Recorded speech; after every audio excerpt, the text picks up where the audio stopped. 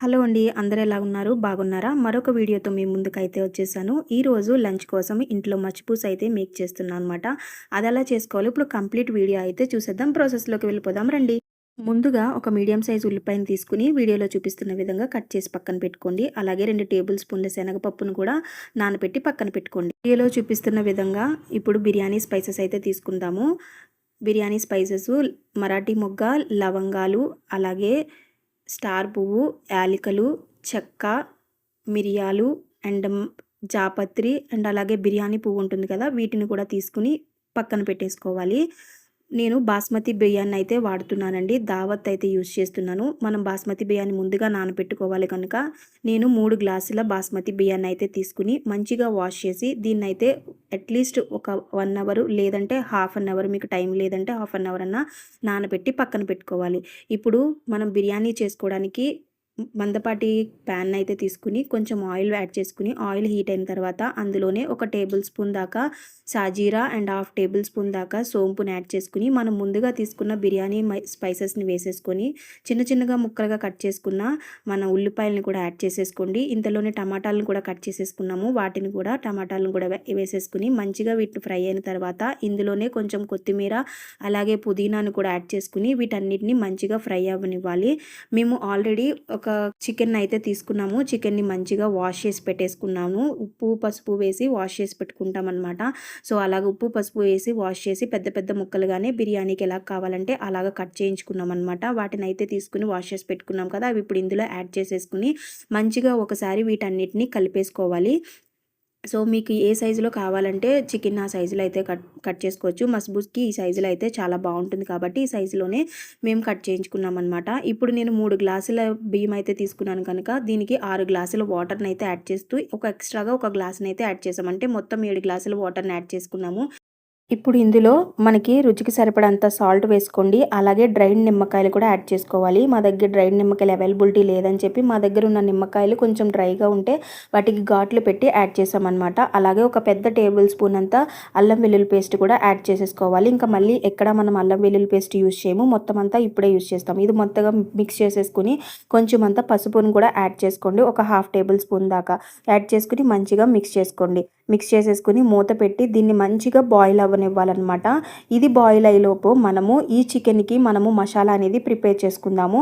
ఈ మసాలా కోసము కొంచెం పసుపు, అలాగే గరం మసాలా, ధనియాల పొడి, జీలకర్ర పొడి, అలాగే మనము ఒక టేబుల్ స్పూన్ దాకా చికెన్ మసాలా అయితే యాడ్ చేసామండి. ఈ చికెన్ మసాలా అనేది బయట నుండి తెచ్చాం కాబట్టి ఎక్కువ క్వాంటిటీలో యాడ్ చేసుకున్నాము. అదే హోమ్ మేడ్ చికెన్ మసాలా అయితే కొంచెం మీరు హాఫ్ టీ స్పూన్ యాడ్ చేసుకుంటే సరిపోతుంది. ఎందుకంటే మన ఇంట్లో మేక్ చేసుకున్నది కొంచెం ఘాట్ ఎక్కువ ఉంటుంది కాబట్టి. ఇప్పుడు ఇందులో ఒక టేబుల్ స్పూన్ దాకా ఆయిల్ అయితే యాడ్ చేసుకుని ఒక హాఫ్ టేబుల్ స్పూన్ దాకా నెయ్యిని అయితే యాడ్ చేసుకోండి. ఈ నెయ్యి ప్లేస్లో మీకు ఇష్టమైతే బటర్ని కూడా యాడ్ చేసుకోవచ్చు. ఇప్పుడు ఇందులో కొంచెం సాల్ట్ అయితే యాడ్ చేసుకోండి. ఒక హాఫ్ టేబుల్ స్పూన్ దాకా ఈ సాల్ట్ని మొత్తం అంతా మసాలాలు మంచిగా మిక్స్ అయ్యేటట్టు మిక్స్ చేసుకోండి.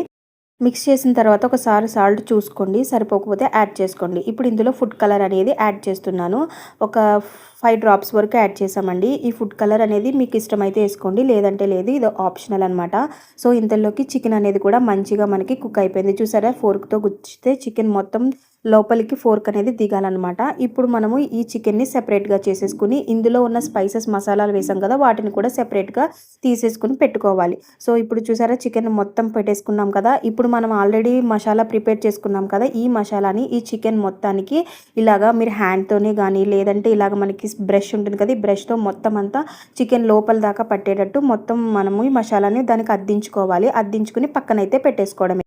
ప్రాసెస్ అనేది కొంచెం లెంతీగా ఉంది అని అనుకోకుండా స్కిప్ చేయకుండా వీడియోని అయితే చూడండి.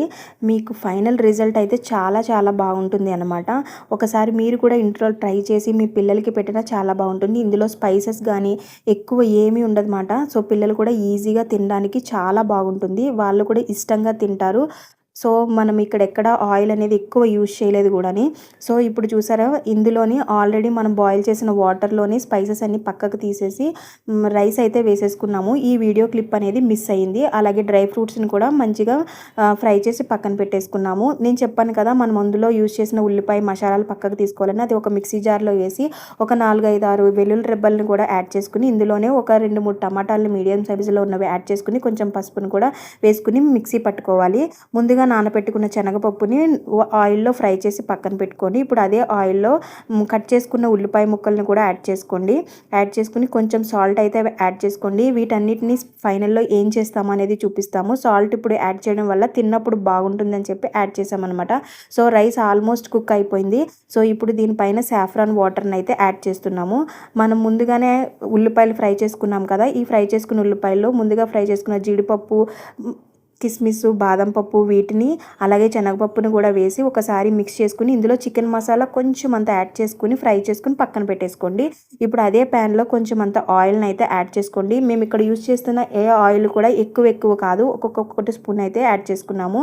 టమాటాని మంచిగా వీటిని మిక్సీ పట్టుకోమన్నాను కదా, ఆ మిక్సీ పట్టుకున్న దాన్ని ఆయిల్లో వేసి మంచిగా కొంచెం వాటర్ని కూడా యాడ్ చేసుకోండి. ఒక హాఫ్ గ్లాస్ వరకు వాటర్ని యాడ్ చేసుకుని మంచిగా వాటర్ అంతా ఎవాపరేట్ అయ్యేంత వరకు కుక్ చేసేసుకోవడమే.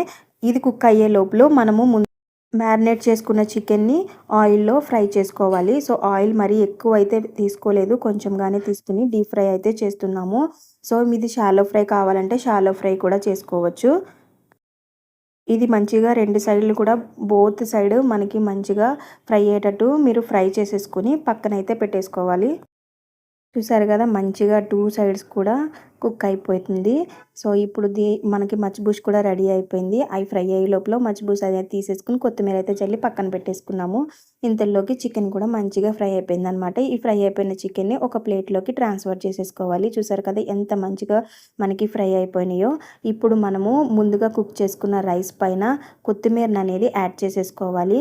యాడ్ చేసుకుని ఆ తర్వాత మనము ఈ ఫ్రై చేసుకున్న చికెన్ ముక్కల్ని ఇందుపైన పెట్టేసుకోండి.